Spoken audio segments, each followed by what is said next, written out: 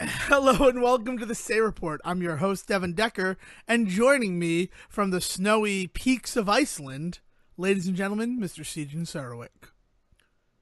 Hey man, sorry, I'm just sitting here watching the Sonic trailer on a loop, but I'll get back to you in just a moment. Give me a minute You're here. watching the Sonic trailer on a loop? You know, I still haven't seen it. Are you shitting me? I still haven't seen it. I can't believe it didn't play before Detective Pikachu for me. I Because can. all I see on the internet is people saying they played the Detective Pikachu trailer before Pikachu. They played the Sonic the Hedgehog trailer before Detective Pikachu. It almost ruined the movie. I'm pretty sure at this point they have pulled it from theaters, to be entirely honest. Which can I make a controversial statement on this podcast that we never make controversial statements Oh, on? yeah, because I re-listened rock to the last boat? week's Rocket. I have no fucking problem with that Sonic the Hedgehog trailer. Welcome to the family. I have no fucking problem with that Sonic the Hedgehog trailer. You haven't Because watched it yet. I haven't seen the trailer, but I've seen his design because everyone's that's plastered it all over the internet. It's not, to be fair. Okay, that is the thing that is getting the majority of the slack, and I do have some disagreements with that argument as well. But there are other things in the trailer that people are taking issue with that I feel like we need to address. Well, we planned out Brendan Fraser History Month. Here's it. If I don't see a trailer for Sonic the Hedgehog before, June, I will watch it at home on the TV. And it will be addressed as soon as that first thing. That way no one can accuse us of trying to, get clickbait likes and listens. No, fuck that noise. I want to talk to Dale, and maybe me and her could put together a special 10-minute argument. Dale has not seen the trailer either. Wait, she was the one talking to me about how she didn't have any issue with it either. What is going on over there? The fact of the matter is that we've seen the design of Sonic the Hedgehog, and no Deckers have a problem with that design. That's not my only issue, Devin. No, you've made that abundantly clear, Siegen. This is getting a little bited, and I'm sorry about that. But it's because I said the snowy peaks of Iceland, and I was hoping you'd jump in with some Mighty Ducks too, and you didn't do that. No, man, I'm too busy dealing with another Hans. I've been okay. So Devin's right. We should get to the meat of the potatoes of today's episode. I am Siegen Sarwick, your host companion for the Say Report, and it is of course Brendan Fraser History Month. We have to recognize that. I think it's kind of telling though that I did not jump right into talking about the movie today. That might give you some hint towards my feelings. Dude, I'm right there with you. I'm very happy that you had a distraction, and I wish that I had seen the trailer. You know what? We're going to do something never before done in Say Report history. We're going to go on a brief pause. I'm going to watch the Sonic the Hedgehog trailer so that we can have a discussion about it. So, ladies and gentlemen, we'll be right back. And we're back. Why the fuck wouldn't I want to see that movie? How does anyone watch that trailer and not go, yes, sir, may I have another? Here's the thing. It's not that I think people are necessarily wrong about some of their issues. My problem is it's a fucking Sonic the Hedgehog movie. It should have those issues. Considering the history of Sonic, the fact that it has had this controversy around it is only fitting, to be entirely honest. You know what the problem is? The trailer is always the best looking part of any Sonic the Hedgehog game because it's like the first level and they pour a lot into it. So I think people have been so hurt that they see that trailer and think, oh my God, if this is the best part, how can this movie be any good? Yeah. Maybe that looks, dude. A producer fast. Oh my God, that's such a good trailer. It's such a good trailer. It's the first trailer I've ever seen that has a post-credit scene to it. That can't be true. I feel like I've seen other ones that have done that. I mean, I'm pretty sure Guardians of the Galaxy did it. We're not fighting about that. Oh my God, though, I have no problem with that. And my only fear right now is I know that I am a contrarian, so I wonder if it's just like everybody else hated it, so I have to love it. But no, that looks like a balls to the wall fucking thrill ride. It's insane. That movie looks fucking insane. And I wouldn't want it to be anything else, again, with Sonic the Hedgehog, I would want it to look stupid. I would want it to be nonsensical. I want there to be moments where I go, how does Sonic do that? Sonic is like the Superman of video game characters. He just has these random powers sometimes, and you just accept it because he's just fucking Sonic. Because at some point he opens a portal with a ring. He throws a ring, opens a portal, and then they're on a barn somehow. And it's like, I'm bothered by that, but also it's a trailer, so I should be bothered by that. The way that you're bothered by that is the same way you see something in like the trailer for Endgame, and you're like, what the fuck's that gonna mean for the movie? Yeah, I don't know, man. I am very excited to see this stupid ass movie. Here's the thing. I'm very excited to see that stupid ass movie that I just watched a trailer for. I am afraid that the collective groan of the internet is going to change it in ways that I am uncomfortable with. See, I think it can only be improved by more hands touching it. That's my feeling. I mean, you say that, but a week ago we watched Looney Tunes Back in Action. That is notoriously a film that was studio meddled to death. Oh, I understand. And again, if this was any other IP besides Sonic, I'd be right there with you. But it is in true Sonic form. It's only going to get worse before it gets better. And so I'm very excited to watch it slowly get worse. Dude, I will say this. I don't understand. Sonic, it's never going to get better. Sonic Forces was not bad. I like Sonic Forces. Sonic Mania was good. I tried to play Sonic Spinball earlier today. That game has not aged well. Yeah, I'm gonna just say that. Like, as a kid, I remember being pretty good at it. As an adult, I'm like, I either want a real Sonic the Hedgehog game or I want a real pinball game. This like mashup, Freudian baby, not Freudian. I'm trying to think the guy. Dalai Lama, not Dalai Lama. Yeah, this Dalai Lama. No, not Salvador Dali. That's all I think. Cronenberg. This Cronenberg baby of pinball and Sonic the Hedgehog is not what I want as a 33-year-old man. As like a kid, I ate that game up, but I played it again today and I'm like, yeah, no, I've grown out of this game being fun. Yeah. To be fair, you kind of grow out of that game being fun while you're playing it though. You get through the first level and then you're like, oh, there's more of this. Yay. But no, I think that's, I will say this. I do not understand why his hands are white. I wish he were wearing gloves. Wish he was wearing gloves. That's my one critique of the design and of that trailer is the fact that he should have gloves on. His hands should be just blue, and then he gets those iconic Sonic gloves. That's it. That's my one issue. Really? But that's not the film that we're here to talk about today, Devin. Well, but first of all, I'm glad that we did that. This is a good precedent that we just set, because that was fun. I hope it didn't mind freak everybody out there. No, they should join in on the fun. You pause it when we pause it. That's true. They should come on the journey with us. They should come along on this journey to the center of the earth, which is the film that we are talking about today. Yes, that's right. We're talking about the 2018 theatrical film based on the 2008 theatrical film based on the 2008 TV film based on the 1993 TV film based on the 1988 theatrical film based on the 1959 theatrical film based on Jules Verne novel.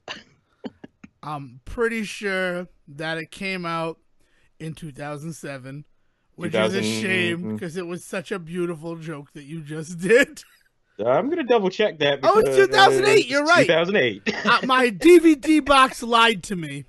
I can't believe I chose a box that held a plastic disc that is basically trash over you, my host companion. So 2008, Journey to the Center of the Earth, depending on what version you watched, just 2008's Journey to the Center of the Earth, or Journey to the Center of the Earth 2D, or Journey to the Center of the Earth 3D, or perhaps you saw Journey to the Center of the Earth, the 4D experience. Oh my god. Or maybe you saw the documentary included on the DVD, Through the Center, navigated by the woman who appeared in this movie and then like kind of did nothing else. Like yeah. Her character is even, correct me if I'm wrong, but isn't her character in Journey 2 just played by a different actress? Yeah, I don't think she's in Journey 2. Okay. If she, I've never seen Journey. I had never seen Journey to the Center of the Earth, but I mean, The Rock is not playing Trevor, No, right? no, no. Yeah, no, he's not. He's playing somebody else. But I think that I might be wrong. Honestly, this movie, again, there's so many different versions of this movie alone. There's so many particular versions of this particular version of this movie alone that it's a mind fuck. I can't tell you which version I've seen. On it, like I honestly cannot. I have seen the 2007 DVD release Which in came out barely a year widescreen. before the movie did. Still had Brendan Fraser in it. Still had Josh Hutcherson in it. Hmm. Still had the lady whose name I should look up. It's like Akina Breen. It Yes. is Anita Breen. Anita Breen. And Seth fucking Meyers, for some reason, is the closest you get to an antagonist in this film. Yeah, for two scenes, and you can tell that it was meant to be a 3D movie because Seth Meyers himself points at the camera with a yardstick at one point, and it would come out at you. Otherwise, like all great 3D films, when not seen in 3D, it just looks like a terrible shot. No, the second Brendan Fraser spit in my face, Oh, I'm yeah. like, this was a 3D movie. And then I went on the IMDb afterwards, and I'm like, I gotta read all this trivia. No, it turns out it's only 8 bits of trivia. They're just paragraphs long. And one of the reasons why the director got changed is because the original director wanted to do like a basic adventure story, and then when he was told this is going to be the rebirth of 3D movies, This he's this like, movie. Yeah. he's like, no, I don't want to make it a theme park ride. I want it to be a movie. Well, it's funny that you say that because Uh-oh. theme park ride is basically the idea that this is a purely studio film. At that point, when you hear that the artistic mind behind this movie leaves because they don't want to make the movie the studio wants them to make, that's how you know that it has become a studio film, right? And the studio runs fucking buck wild with the idea that this is just a theme park ride in action. It's crazy. To the fact that it's one of the rare movies that is 100% man versus nature. I can't think of, as a kid, I remember a fight I had with my mother as we were driving from Leominster, Massachusetts to Rhode Island to visit my grandmother about how every movie needs a villain. Because I was convinced that was not the case. I was young. I want to say I was like 5 years old. Right. And I'm like, I don't think every movie needs a villain. And that eventually broke down to every movie needs conflict, right? And that conflict doesn't necessarily need to be a guy twirling his mustache. Right, It can come from somewhere else. And then, as I grow and I take public school classes, I'm introduced to the idea of man versus nature as one of the 5 central conflicts of storytelling and entertainment. But it is, in my opinion, one of the least represented forms of storytelling. Man versus nature? Yeah. Oh, I don't think that's true at all. Look at something like what was the one that Leo did a couple years ago where it was him against the bear? Revenant? Or yeah, like But see, here's the thing. you like those kinds of movies are like Well, first of all, I hated The Revenant. I'm not ashamed to admit that movie 127 hours. really didn't work for me. I've never seen 127 hours. So maybe I'm just not getting exposed to the man versus nature movies. But where I'm coming from is very rarely do you get a movie where or a story that is exclusively man versus nature. Yeah. Usually, and I think it's because it's not marketable. I think it's that idea that my mother said every movie needs a villain. And I feel like the studios agree with that to such a degree that you can't just have a guy, like 2012, right? That John Cusack movie, or The Day After Tomorrow. They always have a secondary human antagonist that is just like, you're not really necessary. Because, right now the Earth is trying to kill John Cusack. Right. Well, and so like what you're talking about is this weird notion that you need 2 people in order to create a scene, right? And this goes back to like the fucking Greeks. You need 2 people. You need an antagonist and a protagonist, somebody to stand against the protagonist or at least stand in their way, right? And that comes from the idea that theater back then and stories were being told as forms of like political debate and like teaching moments, right?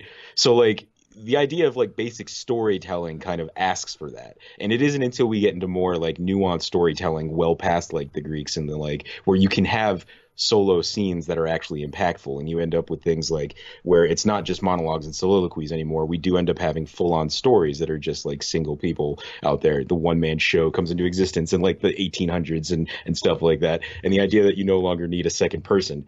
And I think that you see, because of all of that, I think you're right. I think the idea of the one, like the I was going to say the anti-antagonist story, or like the missing antagonist or the invisible antagonist, that doesn't really happen often enough because it's risky. Because if that one person on screen, if that one person on stage can't like hold the audience's attention, you're fucked. The entire thing falls apart. So it takes a very, very particular kind of actor, and it's why we celebrate it when we do see it. You know, like one of my favorite movies of all time is Jebediah Johnson, I think is the last name on it. Mm-hmm. But it's you're just fucking watching Robert Redford be a fucking mountain man for 3 hours, and like anybody besides Robert Redford, I probably wouldn't be into that, right? Or again, you point at things like The Revenant or 127 Hours, or even when there's sections of film when there's nobody else around. So I'm thinking of I Am Legend, when people really celebrated the first hour of that film where it's just Will Smith. And it should be, because he does a phenomenal job in that moment. But like, that's why it's so impressive to us when that shit happens, is because you're right, it doesn't come around often. Which is why watching Journey to the Center of the Earth, the thing that struck me was this is one of those movies, and I can't believe that Brendan Fraser is in a film that took that leap, and that this film is almost only a decade old. Mm-hmm. Like, it was just so surprising to me as I ruminated on this film to be like, yeah, Seth Meyers is your closest thing to an antagonist, and Yeah. really, he's a prop.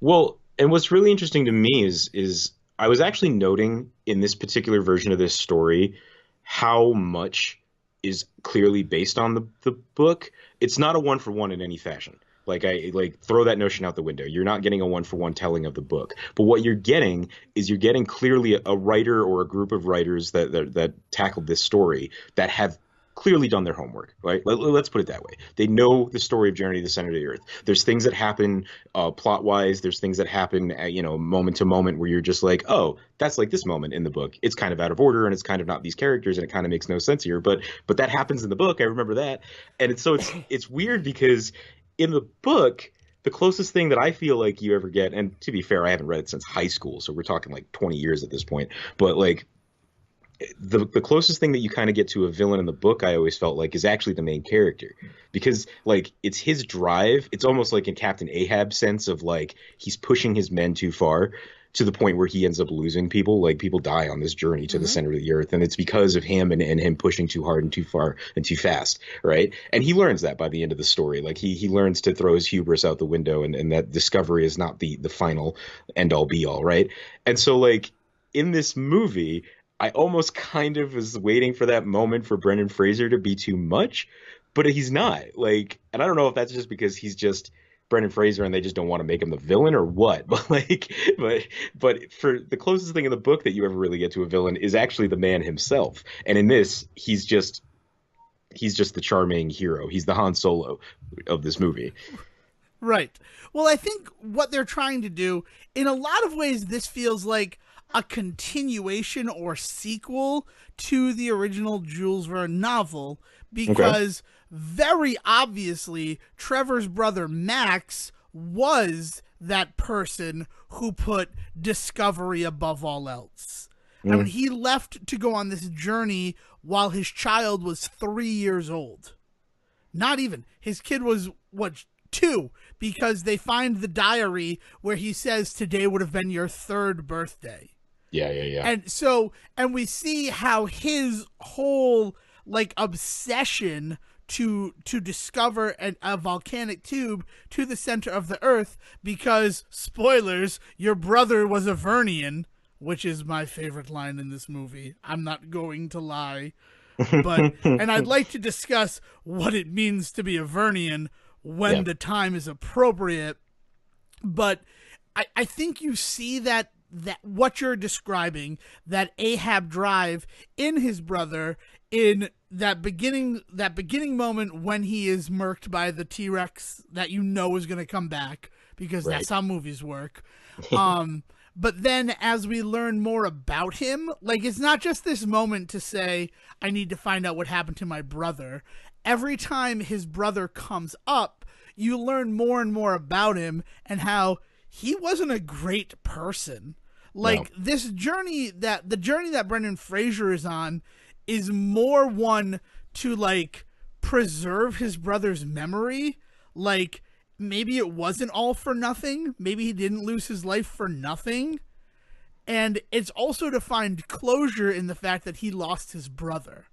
Yeah. So he has this same internal conflict within him, but it's never driven to the fact where he wants to put anyone else in danger. I do think that what we're supposed to believe is that he is thinking so much about his brother and their discovery that he's not thinking about his nephew. And it's his arc in this movie that by the end of it, he's no longer obsessed with his brother and now wants to be there for his nephew in a way that his brother should have been. So I feel like there is a little bit of that of that obsession in that he is so focused on his brother that he has straight up ignored his brother's son who has grown up without a father. So he's almost as bad as his brother in the beginning, but he learns by the end to not be. I do think that's the journey we're supposed to take with him. I can get behind that. The only thing that I would disagree there is the fact that as soon as he's like, I'm going to Iceland, he turns to his nephew and says, I need to send you to Canada early. Like, he doesn't want to bring his nephew with him. Mm-hmm. He very much cares about more for his brother than, like, oh, I'm going to put my nephew in danger, which was a moment that I really kind of cared about. I'm going to be completely honest. It was one of those things where I'm like, oh, so the guy's not a jerk who's going to put this kid in danger. He's redeemable. Yeah, the kid is insisting that he go with him. Yeah. And the only other time that he ever gets to that almost Ahab level is when he's trying to grab the beacon out of the ground and the thoriest lightning ever starts up. Yeah. Like, it looked like someone was shooting a lightning gun at him. It didn't look like what real lightning looks like. Yeah, man.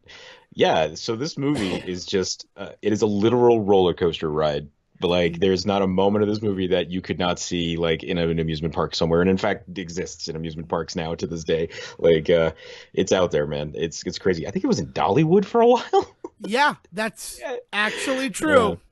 Oh man. Yeah, there's some crazy stuff about like what this movie really is because it is quintessential like market fodder. Like it's not made to be a artwork film at all, which is a little heartbreaking considering the source material, but also kind of in the long run, I don't know. It's weird because if you think about like sci-fi, right? And Jules Verne like creating the idea of sci-fi, or at least being one of the creators of sci-fi.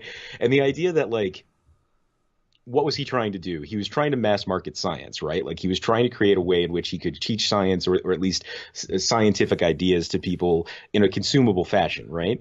And so, like, is this movie... I don't know. So many people out there take this movie as kind of like a hit on Jules Verne. And they're just like, oh, hey, Jules Verne is turning over in his grave with this movie existing. And it's just like, is he though? Because in a weird way, I think he'd kind of enjoy the fact that like those ideas are being put out there. You know, you hear Brendan Fraser spout off like scientific nonsense from time to time. And it's probably only like 20% true. But what the hell? That's 20% more than I knew before I went into this journey, right? So, like, it's kind of weird because I've spent the entire time trying to figure out if it was blasphemous or not. Right. And I think it's not. I will go on record as saying it's not for two reasons. One, as you said, the people who constructed the script for this movie, very detailed in the homages that they pay to the story. You could even call them Verneian. Yes. And that, I think, is the other reason that it's not truly a like spinning in the eye of Jules Verne's memory, because Verneians, to some extent, have to exist in the real world. Right. right? Like, I feel like very similar to how Mystic Pizza was written, because the screenwriter saw Mystic Pizza and thought, I wonder what the lives of the people who work there are like. I feel like someone found out about these Verneians and thought, well, what if they exist in the world and what they're pursuing is true? They're not someone who believes that Jules Verne was right on and wrong about it. They're someone who like follows his word as gospel, and they're rewarded for it.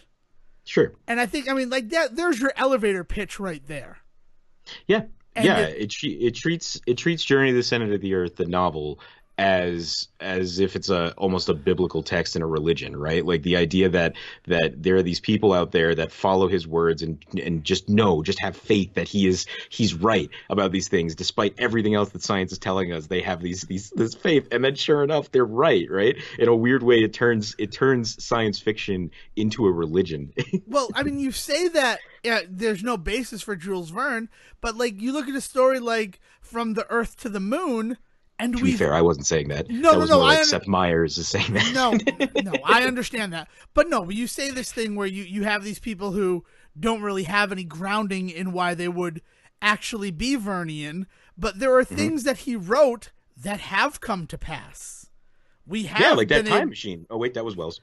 Yeah. Nice. But no, like from the Earth to the Moon, we've done that. Yeah.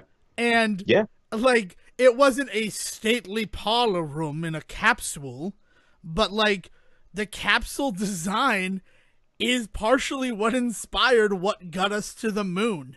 Devin, you hit me right in the heart with that. You really did. Because, okay, I fucking love From the Earth to the Moon. I love the French film that is based on it, that like 10-minute film, A Walk on the Moon, A Journey to the Moon. I forget what it's called. A Flight to the Moon, I think. It's the French director that Hugo is all about, which is fucking phenomenal. So if you really want a good taste for this, just like go check that out. Go check Hugo out. But so I love that shit. And then that is literally the inspiration for the NASA astronauts. We learn all about that in From the Earth to the Moon, the phenomenal 8-part series that Tom Hanks produced after the success of Apollo 13. That he produced it for HBO, and he straight up dedicates the finale of that series to the making of that movie based on Jules Verne's work. Like you're right on. You're fucking spot on with that. Yeah. So I mean, so the fact that like that fiction inspired fact, sci-fi became sci-fi. To quote Third Rock from the Sun, which is nice.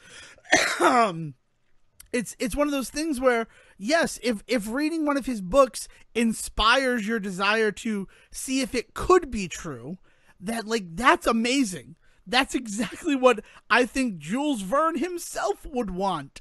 And if we can say we got to the moon because of this text, it's completely believable that there were people who say, so what else could be true? Right. For sure. Yeah, and I think that's part of the reason why, I mean, I joked at the beginning of this about how there's been like 1,000 versions of this story, but there's a reason for it. My favorite being Wishbone. But like, dude, while I have you, I would love to watch Wishbone redo the 50 Shades of Grey book. I think that would just be hilarious. I think they would treat it with more reverence than. Well, yeah, no, I know you. I understand where you're coming from because you don't think the movies are very good. But I just think it would be. Not that I don't think the movies are very good. I don't think the books are very good. I think the movies do a good job of saving what they can from those books. Okay. That's a nice way of putting it. I liked that.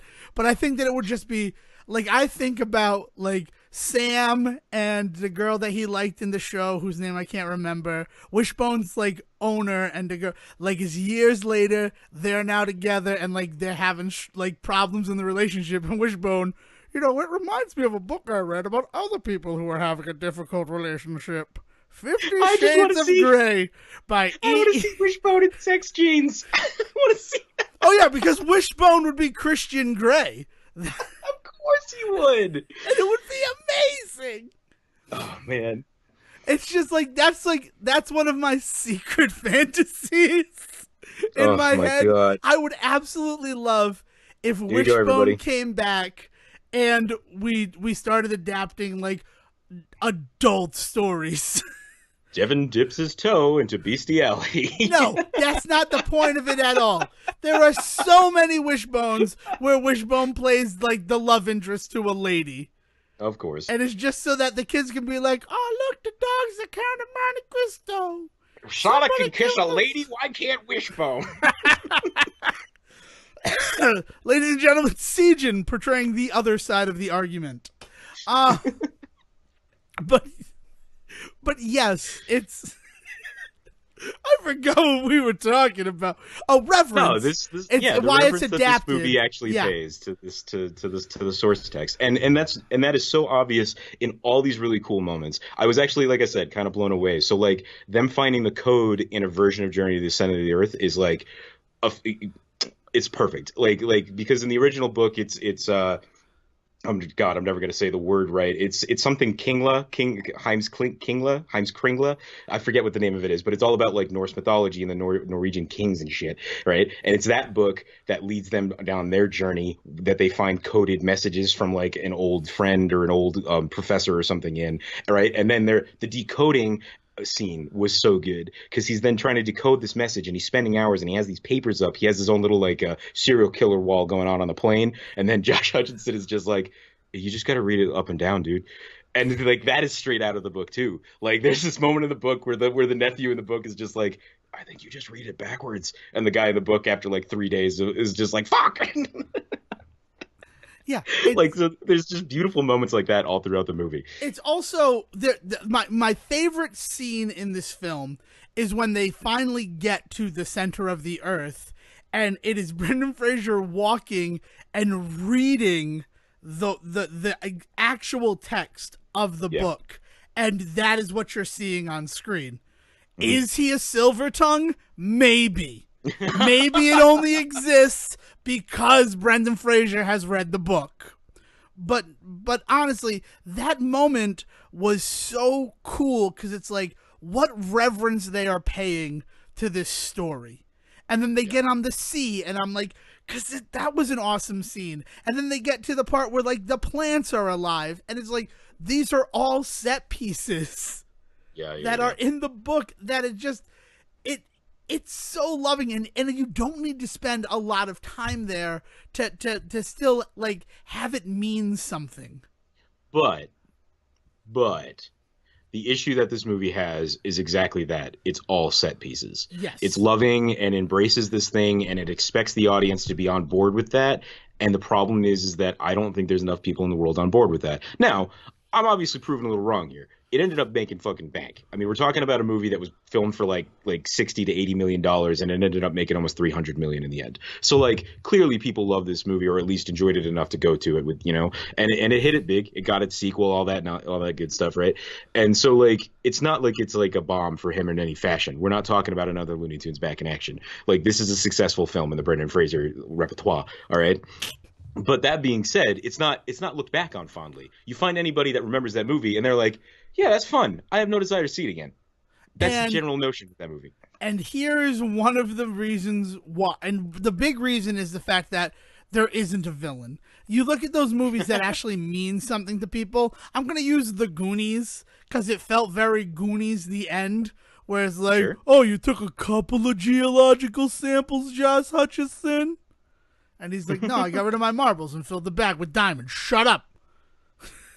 I mean, also, we made the greatest scientific discovery known to man. But yeah, we I also kept some diamonds. Yeah, right? So in order to fund our next journey to the center of the earth. But it's, sorry. So there is no villain to sink your teeth into. There's no Fratellis. There's no Ursula.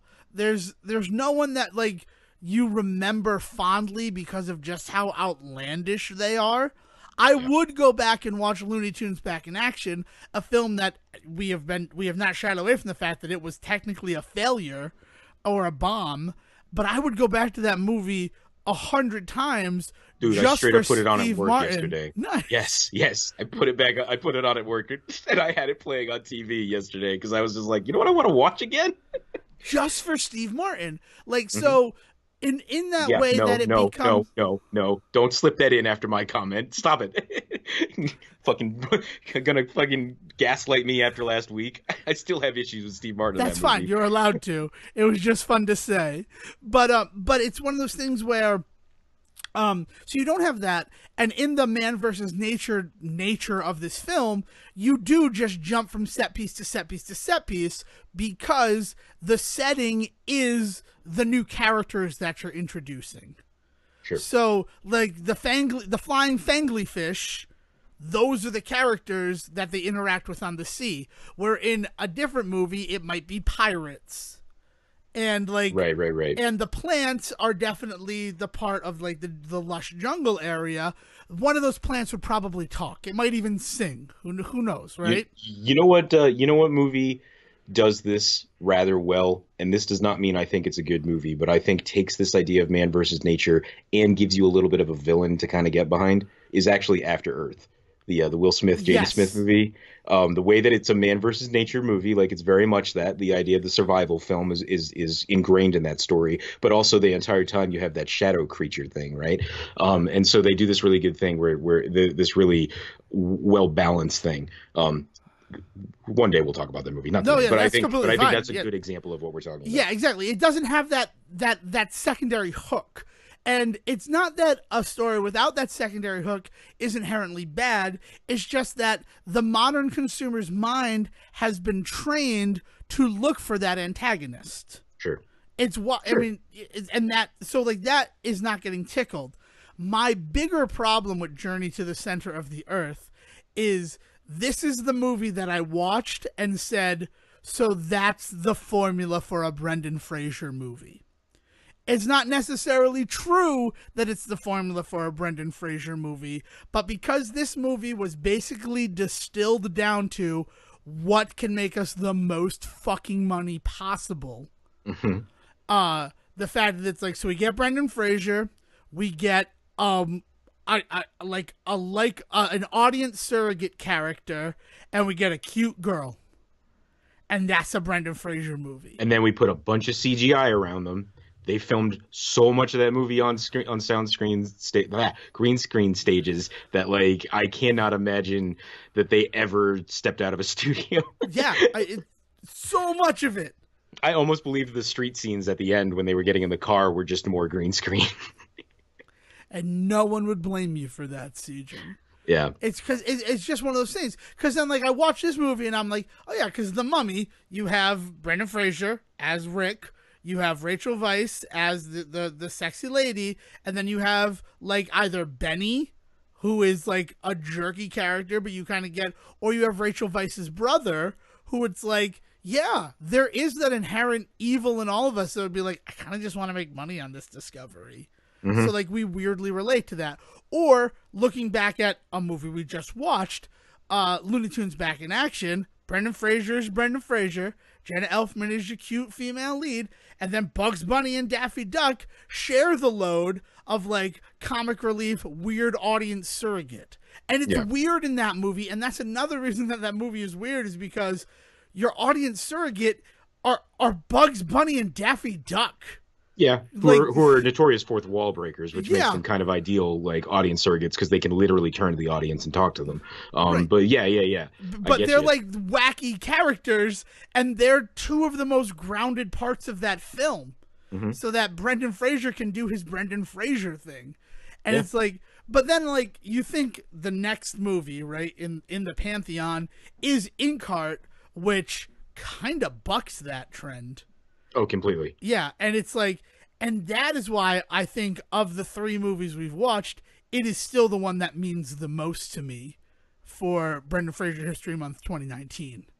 Well, it's because it's him doing one of these formulaic family stories, because that's what we're doing this year, right? Is we're doing these family stories that he's done, and by their nature, most family movies are pretty formulaic because they're meant to be easy to consume. You know, like we can have a whole episode talking about that if we want, but like that's kind of the nature of family movies. Never mind Brendan Fraser family movies, but you take that, you put Brendan Fraser in it because he's fucking gold as that main guy, right?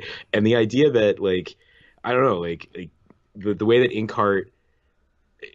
Inkheart is so much more I mean, I don't want to say adult, but like complex is so much more complex is what made that movie so beautiful to us, right? And I don't know, it's nice that we got one of those. I'm honestly not surprised that it's been a dud since. Well, you know what? So, wait, what surprises me?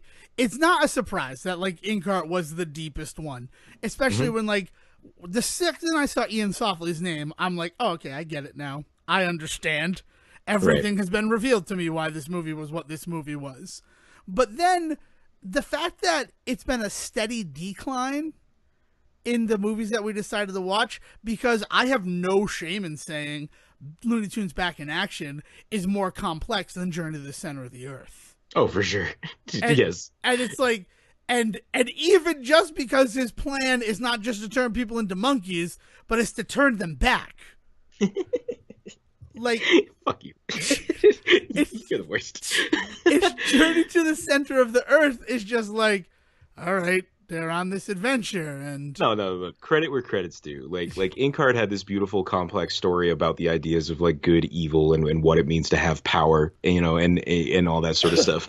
And we discussed that in the episode. Your main villain is a character that is not the most powerful in Inkheart, but when he comes to the real world, he's suddenly the most powerful, and so it gets to him, right? Like we can point to that there, and it's beautiful, right? Then you look at Looney Tunes Back in Action, and as stupid as a lot of the stuff that happens around that movie, we talked about how some of the complexities of that movie come from the fact that like it's trying to take this idea of controversial comedy, this idea of these characters and like do they still fit into the world, and it's questioning that, and that's a heavy issue for like a kids movie to be tackling, right?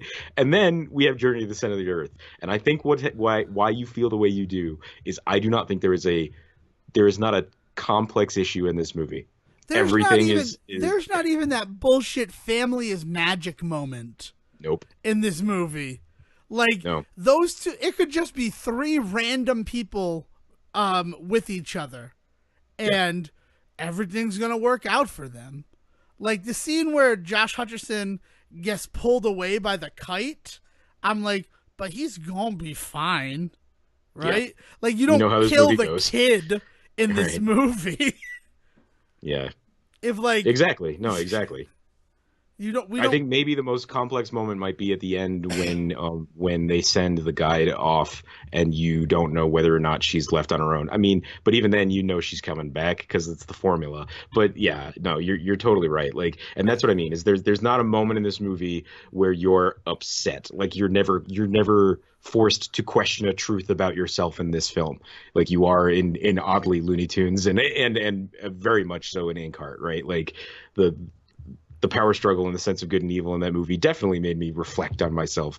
Journey to the Center of the Earth does not make me reflect on myself at all. Right. Journey to the Center of the Earth is the perfect Saturday after cartoons movie. Mm-hmm. Like, it's just like, it can be on, and you're going to get some laughs, you're going to get some smiles, but, literally anything else would be better. Yeah, I should point out the one thing in this movie that was a complete turnoff is the constant referring back to the joke about who gets dibs on the blonde. Yeah. Well, That was fucking weird and well, that is unneeded. so studio. Like, there Yep. was a moment in the movie where I'm like, oh, that's coming back. I used to Yep. work with a comedian named Lewis Nixon, and he had this cute little affectation where if we were watching a movie and one of those moments that, like, is clearly going to be a callback moment, he would yell Suits at the screen. And he's like, and he's telling me this. He's like, if we're going to go see a movie, I need to let you know that this is a thing that I do. And he says, and it's been ever since, your favorite movie, A Few Good Men. And he referenced that whole thing where he's like, he salutes him. And I'm like, yeah, okay, I get it. And he's like, no, but the one that pisses me off is An American President. When at the end, when Annette Bening is coming back to Michael Douglas, she's like, sorry, I've never gotten the hang of DuPont Circle. And I'm just like, oh, okay. And there were so many moments watching Journey to the Center of the Earth where I heard Lewis yell Suits in my head. Because it's like, Yeah. when Yeah. she's like, you owe me one, I'm like, oh my God, that's so going to become a thing. Is, And then, is quintessential boys will be boys Yeah, mentality yeah. behind the whole like dibs Oh, conversation. that Yeah, dibs. The weirdest part of the dibs conversation is when she's like, "Who had dibs again?" And they yeah, in point on at it. each Yeah, other because it's like, "No, Brendan Fraser, you were never a 13-year-old boy about this. yeah. You're just like, no, what is dibs? What are you talking about?" Yep, gross, super like, gross. and then and I'm just like, "Did you forget what you said?" Speaking of forgetting, I'm asking you because Okay. I don't think I saw it, but I felt like the movie was going to be ripe for it to happen. Josh Hutcherson never uses that yo-yo as a weapon, does he? Yeah, right. Talk about a setup with no payoff. Okay, thank you. Chekhov's yo-yo. What the fuck? He's like, hey, they used to use it for hunting, and I'm like, oh, so he's killing something with that yo-yo. Can't wait for that to Imagine if he happen. took out that T-Rex with a yo-yo. I, That would have made this a good movie. That's what I was thinking. I'm like, the T-Rex killed his father, and his father's yo-yo will kill the T-Rex. I don't know how that's gonna happen, but it's gonna be awesome when it does. And then that never, like, he used it on the airplane, and then we never saw the yo-yo again. No. Thank you so much for confirming that I didn't, like, sneeze, blink, and miss it. No. It doesn't happen. It's a waste. It's a total waste. Is it For sure, man. so? Sorry, I had to confirm that, and I appreciate it. I'm mad at Dale for bioluminescence. Like, oh, they're like birds, but they're bioluminescent, and I'm like, I hate that word. I hate the concept of bioluminescence.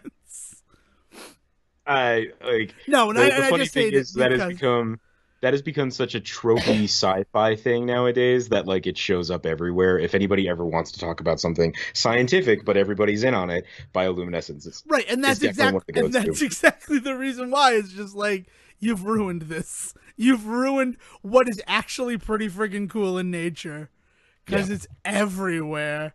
And I'm just like, maybe they're just glowy birds. Maybe we don't need to assign a scientific word to it. I know you're going to, movie. And then they did. Also, I don't I know how I feel about Josh Hutcherson smuggling that little bird out of there. Oh, I think Bird Friend is cool, especially because at the end Bird Friend gets Bird away, Friend's which I like, thought was pretty funny. oh, yep, and messes with the ecosystem. Yep. And that's why they have to go to the mysterious island to get a cure for the So world. yeah, we should talk a little bit about the lasting effects of this movie. I mean, like I talked about how people fondly remember this film. It's something that they enjoyed, and I remember like being at like lock-ins and this being on TVs in the background and stuff. So again, it is a well remembered film. But man, I can't find a single person that cares to ever watch it again, right? And that's interesting that I think that the studio eventually figured that out too.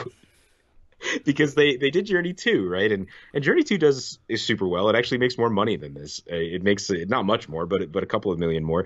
You have The Rock coming in now. Brendan Fraser does not return. But you know what I have to say? I'm legitimately sad that we don't see a Journey 3. They actually had one in the works, and I remember this being a thing. Like They after had a Journey 2 Journey being so 3 huge. and a Journey 4 in Yeah. pre-production. Do you know what It's 4 was supposed to be? Because 3 was supposed to be From the Earth to the Moon, and The Rock straight up actually left that movie because it wasn't going to be enough of that story for him. Like, he legitimately was like, I'm super excited to do From the Earth to the Moon. The studio does not want to, so I don't want to make this movie. Which I have always been a huge fan of Dwayne Johnson, so I'm completely biased in this statement. But, like, the integrity that shows after the success of Journey to the Center of the Earth to Mysterious Island, for him to walk away because they're not going to make the movie he wants to make is pretty baller, right? I mean, like Brendan Fraser does it for Journey 2, so like it's he's only following the footsteps of the great gods before him, but but you know that happens, and then Journey 3 ends up actually straight up not getting made. I think at that point because I don't know they couldn't find any other big yeah, burly dudes. no one's gonna step in to follow The Rock. Or, And I mean, The like, Rock had a precedent of stepping in to follow in Brendan Fraser's footsteps, but there was no one who existed in the world yet who was like, "I'll step in for The Rock." and now Like, I believe I it's bet Dave John Bautista. Cena would do it in a You think John heartbeat. Cena?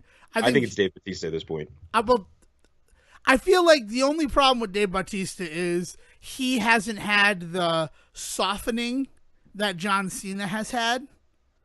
Like John Cena is Give it a ready. year. Give it a year because John Batista has that movie that he made with the little girl, so he yeah, has My his Spy. his game Exactly. plan He's moment. I think he's ready for that. But Yeah. I feel like John Cena has already been softened enough that he could appear in a Journey 3 and pick up where The Rock left off. But I don't think you're wrong. I think that Dave Bautista would be better in that role. And I think Vin Diesel maybe, but Vin Diesel he did the pacifier, but other than that, he doesn't delve too much into the family stuff. Am I wrong? I might be if I were Vin misremembering. Diesel, I would never not make a movie that didn't have Fast and The or Furious in the title.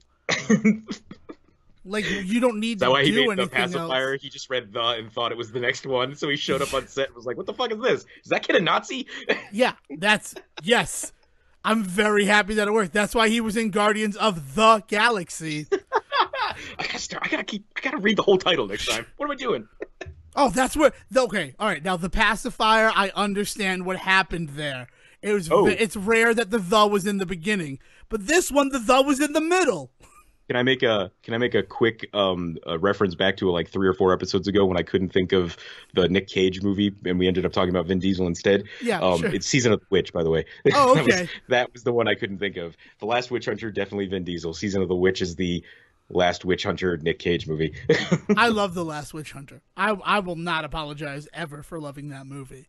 The only reason that I own Journey to the Center of the Earth and Journey 2 is because this was back when like I was so into movies and I would go on IMDb and look at the coming soon, and if there were sequels, I'm like, I don't want to have to try to shove them all in the week before I'm seeing the movie. So I'm going to collect them and try to watch them now. Yeah. I think that Journey to the Center of the Earth, I do think it is also the first sign of the death of 3D. I think that it was supposed to be this huge big 3D hit, but it actually, so when it was first filmed and marketed, it was originally marketed as Journey to the Center of the Earth in 3D. Like that was the full actual title. And they actually dropped in 3D because they ended up not being able to get into as many theaters as they wanted with 3D technology. So it's like the first sign at which they're like, the studio is like, maybe this 3D thing isn't going to pan out like we thought it was. Like, so I think that's another important thing that this movie does. Right. I mean, but 3D is then saved and revolutionized by Avatar. But this was supposed to be the movie. Like, come on. The second that I read, they're like, no, we're not doing the movie you want to do. We're trying to make a 3D movie for people to enjoy and love forever. You think Avatar is really like, you think 3D is at the crux of Avatar's like whole, I feel like the technology that they really throw out there is not necessarily 3D, right? Like I think that the technology that they throw out there is the what's the word I'm looking for? The motion capture. No, yeah, the motion capture. Mocap. Okay. Like I think the mocap is really the big thing that let me frame this question better. I don't think that Avatar 2 is going to be in 3D, do you? No, probably. No. Probably. You think? I do. And here's the reason why. Avatar, the reason why Avatar saved 3D, and I 100%, just the next year, by the way, for anybody keeping score at home. Avatar is 2009, so. Okay. Yes. I just want that. I want that to be out there for anybody. I appreciate it. The reason why I think it saved it is because I am staunchly against 3D movies. I have no problem saying that, and I have no problem standing by that statement. Avatar came out, and the way that it used 3D and incorporated 3D was so much better than Brendan Fraser spitting in my mouth and Seth Meyers sending a foot to me. It's the same. I disagree wholeheartedly. Okay, you can disagree wholeheartedly, but there's this depth of vision that Avatar has that helps immerse you in the world of Pandora.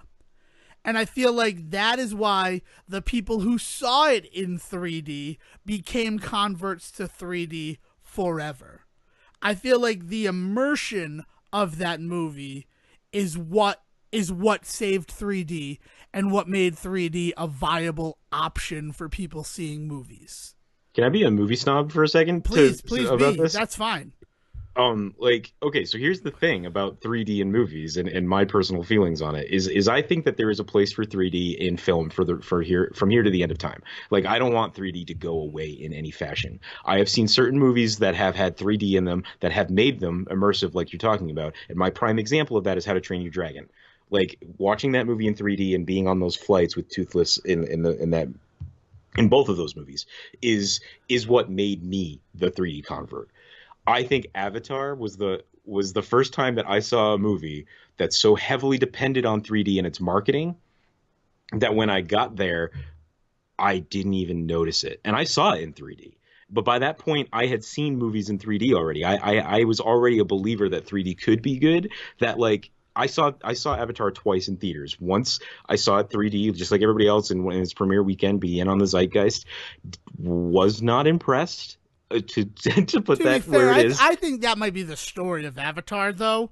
I don't And think then went Avatar to is it. an impressive movie, but continue. Yeah. And then I went to it 2 weeks later, and at that point I was like, look, I didn't like this movie the first time. I'm not going to pay $20 to see it again. So I'm going to go see it on a $5 Tuesday in 2D. Oh, Saw it then, and I won't say I enjoyed it more, but I enjoyed it at least just as much. So 3D didn't do anything to elevate that movie for me in any particular way. But I will say, I sat there the entire time rewatching Journey to the Center of the Earth, thinking, "Man, I kind of wish I was watching this in 3D." Like, I kind of do wish. Like, I almost need to take back what we were talking about last week, where this might have even been off mic about the idea of seeing things in theaters and about how I've never really felt that about a movie. I've never seen a movie and thought, "Man, I wish I saw this at a theater." And Journey to the Center of the Earth is the first time I was sitting there being like, "Maybe I'd like this more if it was in 3D in a theater." Maybe I because mean, at least it would feel like a theme park ride, like it does. Like I'd be in a cool theater, and they like, honestly, I wish I saw this movie in 4D. Like I want to feel spit on my face. so I thank you. It's one of those things where I am against 3D. I Mhm. will 100% say is not for me.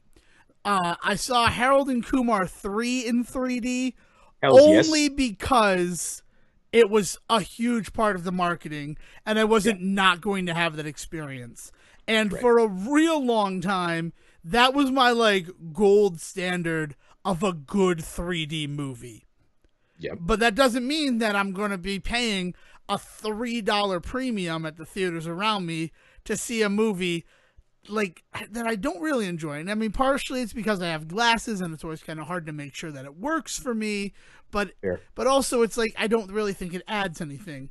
But then I saw Gravity with my father, and I just saw Gravity. I did not see it in 3D, but everybody was talking about that it was so much better in 3D. So I went and I saw it in 3D IMAX because I'm like, I need to see why. I need to see if I can identify the reason why Gravity is so much better for these people in a 3D space. And what it 100% was is not the fact that it felt like stuff was coming at me, right? Because that's what my Hmm. mind always thinks of. I always think of like, oh, it's like I got spit in the face.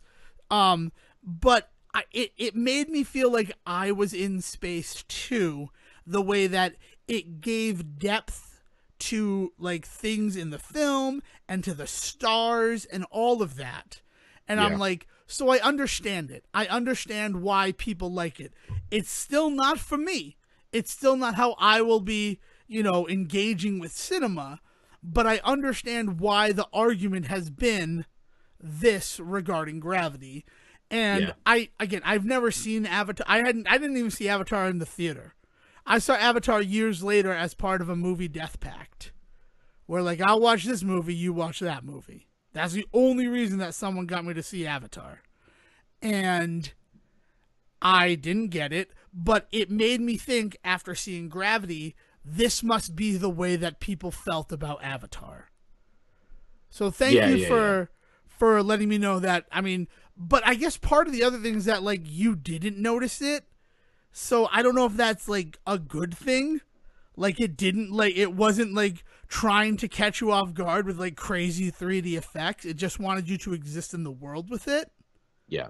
But again, See, I've never experienced it, so I will never know. it's this thing where like I can see it working for Gravity, but like it's this idea of space. It's this idea of feeling like something that is supposed to be floating is actually floating and not stuck on a wall. Like that's what made How to Train Your Dragon work for me. And when I had seen it's funny, I'm gonna keep referencing DreamWorks movies, but like Kung Fu Panda and seeing those kinds of weird ones. But there was a time when every movie had to have a 3D version, right? If it was in IMAX, then it was gonna be in 3D, that sort of thing, right? And I feel like Journey is the first movie where studios started to realize maybe we should be picky and choosy about what actually is gonna be in 3D. Maybe Clash of the Titans doesn't need it to be a 3D like cut, right?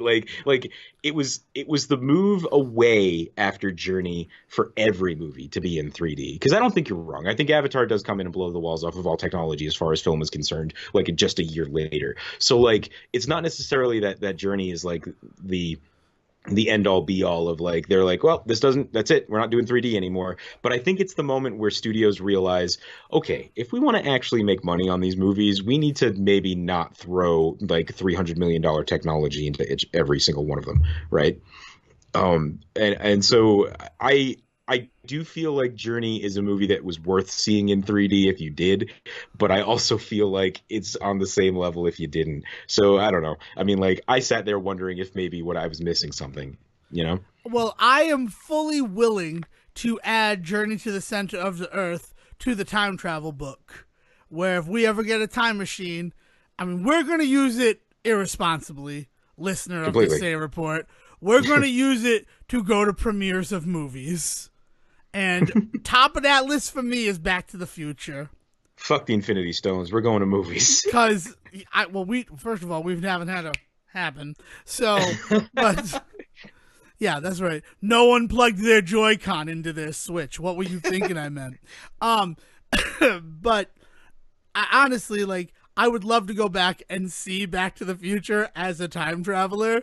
I think that, like, honestly, if I ever got like access to time travel, that's where I would make all my fucking money, is like weekly excursions back to 1985 with people to watch Back to the Future.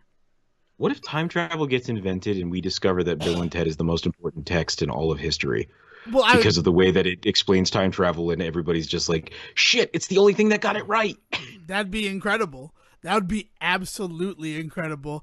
And it would also explain why they're still not the most important people in the universe yet, because we have not invented time travel yet. Mm-hmm. Oh, God. Thoughts and privileges. But I would add Journey to the Center of the Earth in 3D to that list, no problem. Because I don't think you're wrong.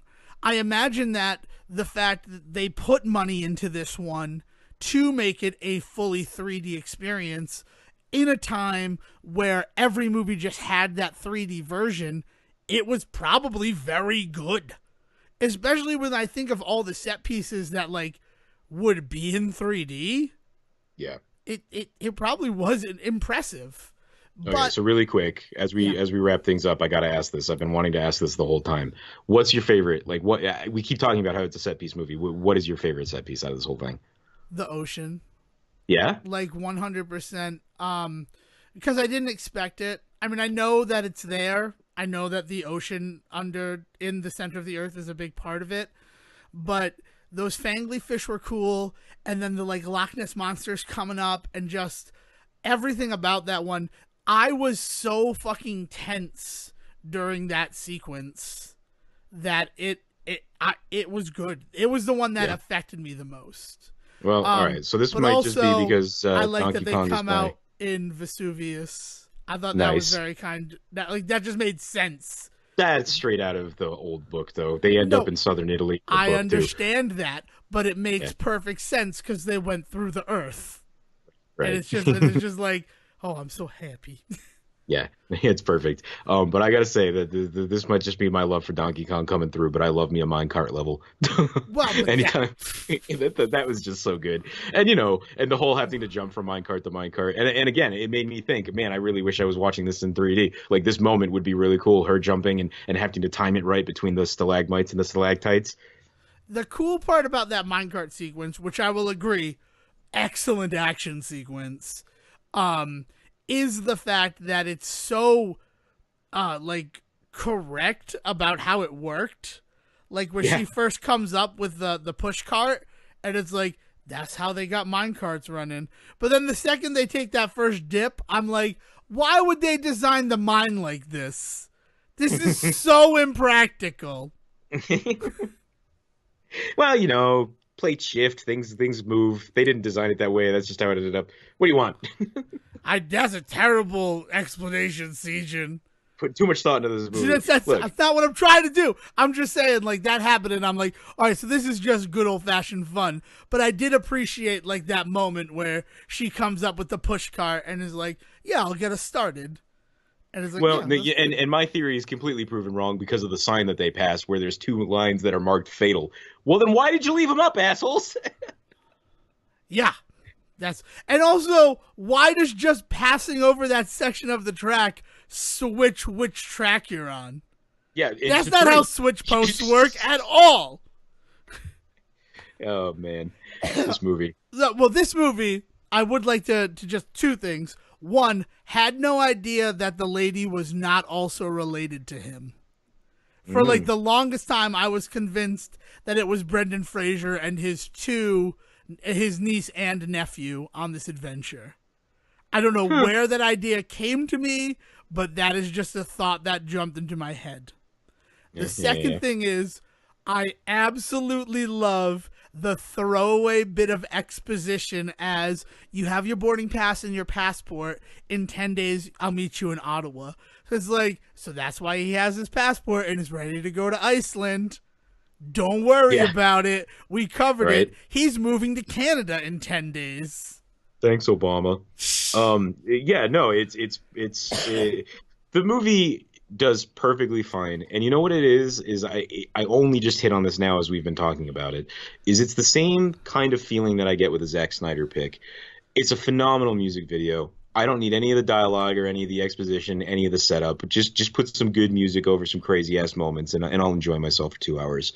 And so, like, I almost feel like I need to rewatch this movie with the dialogue off and like Good Charlotte playing or some shit, like something playing over these like miraculous moments, because it looks amazing. And like you're right, there's definitely thrilling moments, but it's never deep enough for it to matter, for it to ever add up to anything.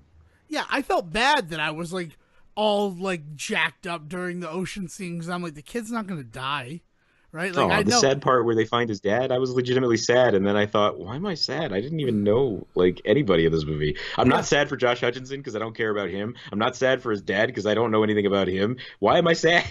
All right, so you didn't care about Josh Hutcherson because you've never seen Little Manhattan, or maybe you have seen Little Manhattan and that's why you don't care. That movie, we should watch that for the show sometime.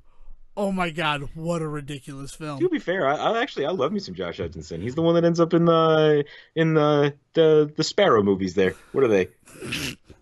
The Hunger Games. Yeah, I did call him PETA like 4 or 5 times during the watching of this film, and that's like it's actually. He's a good actor. Like I actually think that everybody in this movie does just serviceably fine for what this movie is supposed to be. It's just I think this movie is through and through the most pure studio film we have ever like watched and discussed. I 100% agree. I'm happy you brought up your thing about Josh Hutcherson, and I promise that like we are gonna wrap up. This isn't gonna go forever, because I was thinking about the Say Report Next Generation, where like you and I have kids and those kids do a podcast.